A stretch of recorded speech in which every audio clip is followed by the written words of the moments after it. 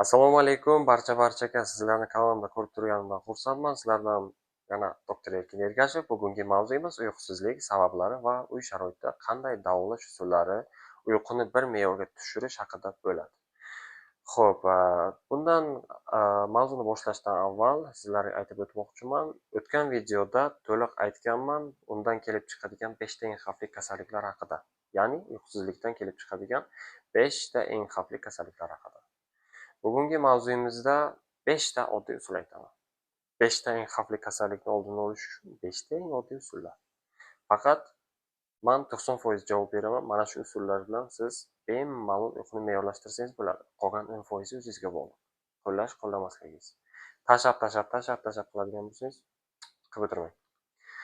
Xo'p, kanalga obuna bo'lib qo'ying, chunki har kuni har xil kasalliklar haqida, sabablari va uning davolash usullari haqida to'liq ma'lumot berib o'taman. Iltimos, kanalga obuna bo'ling. Hech kimga qiyin bo'lmasa kerak, obuna bo'lish tugmasini bosib qo'yish. Agarda kontent yoqmaydigan bo'lsa, obuna bo'lib, qo'ng'iroqchani o'chirib qo'ysangiz bo'ladi. Uyqusizlikning sabablari.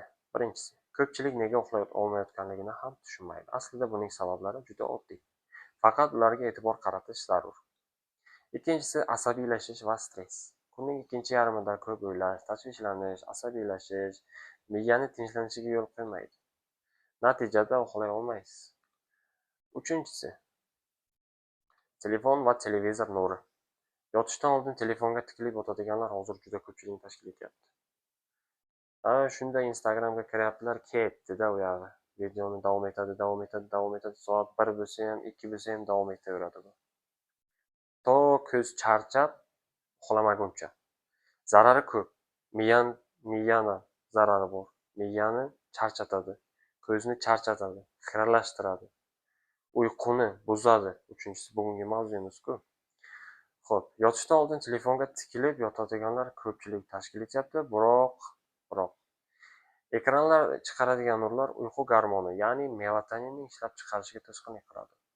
Kechqurun noto'g'ri ovqatlanish, juda kech va og'ir ovqatlanish uyquni buzishi mumkin.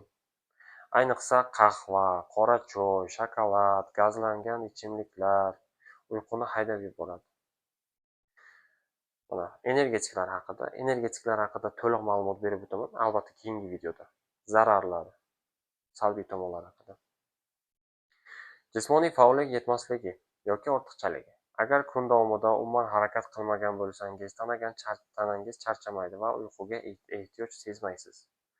Boshqa tomondan qaraganda, juda kechki va og'ir mashqlar qilish ham tanani uyg'otib yuboradi. Tanada og'riq bo'lganligi sabab yaxshi uxlamaysiz. Noto'g'ri uyqu rejimi. Har kuni turli vaqtda yotish, dam olish kuni kech uyg'onish uyquni tizimini buzadi va organizm odatiy uyquga tayyorgarlik ko'ra olmay qoladi. Ikkinchisi, uy sharoitida uyquni yaxshilash usullari haqida to'liq aytib o'taman, mana eshiting. Endi esa oddiy lekin samarali usullarni ko'rib chiqamiz. 5 tagina. Har kuni bir vaqtda yotish va uyg'onish. Bir xil rejimga amal qilsangiz zo'r bo'ladi. Ikkinchisi, telefon va ekranlardan voz kechish. Ya'ni telefon, televizor barchasini yig'ishtirib tashlang. Kompyuter, planshet, o'yin hammasini. Video kovlash hammasi bekor. 1-2 soat oldin shunday. Kovlasangiz 15 minut, 20 minut, 30 daqiqa. Tamom.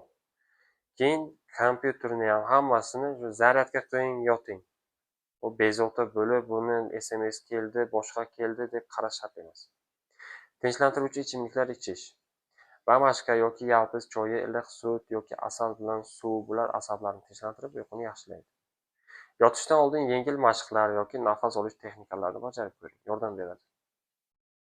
Xonani to'g'ri tayyorlash. Yotoqxona salqin, qulay va qorong'u bo'lishi kerak.